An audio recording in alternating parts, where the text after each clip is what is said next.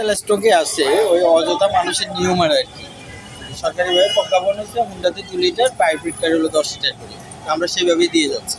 এইটাই মানুষ হচ্ছে যে আতঙ্কে আছে, এটা হলো নিয়ম আর কি, এক প্রকার ফেডিং। ওই এর কাছে বলে, ওর কাছে বলে, এইভাবে আর কিছুই না। আতঙ্ক ছড়ায়। আতঙ্ক ছাড়া মানে তেল আছে, পর্যাপ্ত তেল আছে, আমাদের পর্যাপ্ত তেল আছে, আর এমনি স্টকও আছে, টিকুটও আছে। তবে আপনার পরিমাণটা নির্ধারণ করে দিয়েছেন। হ্যাঁ, সরকার পরিমাণ এটা কি সরকার থেকে নির্ধারিত হয়েছে? জি জি, সরকার। এটা কবে থেকে? আজকে থেকে? গতকাল রাত্রি থেকে। গতকাল রাত্রে থেকে।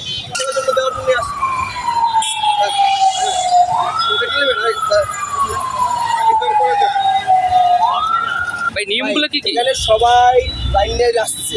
এখন যদি আপনি একটা গাড়ি ওভারটেক করেন, নিয়মের মধ্যে পড়েন। আচ্ছা তাহলে আমরা লাইন ওভারটেক করে আরেকজনের কষ্ট দিব।